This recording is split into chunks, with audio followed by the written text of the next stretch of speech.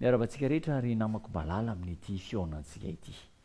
makasitraka anao manaraka tsy tapaka ny fandarantsika any amin'ny toerana maro isan-karazany ny tompo hita ampahery anambona anao loa hevitra anankiray no resantsika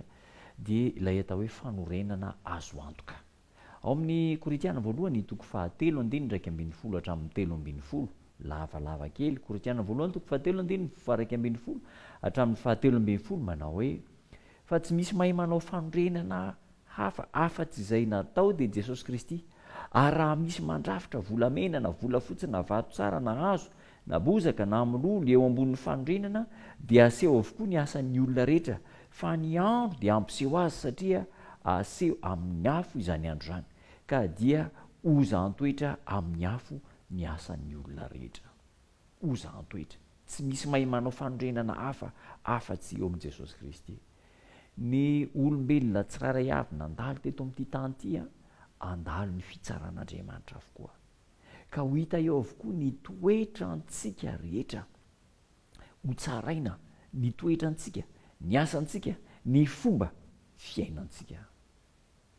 irian'Andriamanitra ny ananantsika toetra mendrika toetra marina toetra azo antoka toetra madio ka ny fomba ahafahantsika manana n'izany toetra izany dia tsy inona fa ny fanorena ny fiainantsika toetra antsika ny fanorena ny fiainantsika dia ao amin'i Jesosy no tena fanorenana azo antoka mandritra ny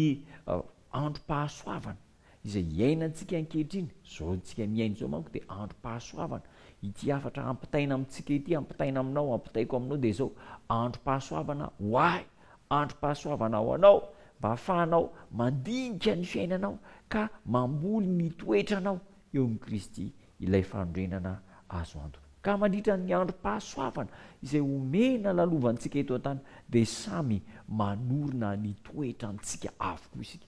eo amin'ny fiainantsika zany 5 taona 70 50 80 mandritra ny fiainantsika eto an-tany eno hanorenantsika ny toetrantsika ka irian'Andriamanitra raha mba ao amin'i Kristy no fanorenan'ny toetrantsika ny asa tsirairay izay ataontsika eto amin'ity fiainana ity dia toy ny vato izay arafitra ho lasa trano ny fahaiza-manao tsirairay dia arafitra ary ny kapoaka tsirairay avy amin'ny rihatra anorenana n'izany karazana toetra andrafetantsika ny trano zany dia tokony mifototra eo amin'ilay Jesosy Kristy mampitandrina antsika ny soratra masina mba handinika tsara ny amin'ny fomba hanorenantsika ny toetrantsika raha eo ambon'ilay vatolampy isika ny manorina eo amin'ilay asa madio eo amin'ilay asa mendrika sy masina dia ho kanto mandrakariva sy tsara rafitra ny tranontsika dia itsika izany ho lasa tempolo fanahy ho an'Andriamanitra ry namako tsy hoe andalo fitsarana fotsiny tsika dia andao mba hiaraka amin'i Jesosy anana toetra tsara hifototra amin'ny toetra tsara fa tokony ho toetra antsika isan'andro ny toetra madio marina tsara rafitra aizano hahafahana mandray an'izany ilay Jesosy Kristy fototry ny fiainantsika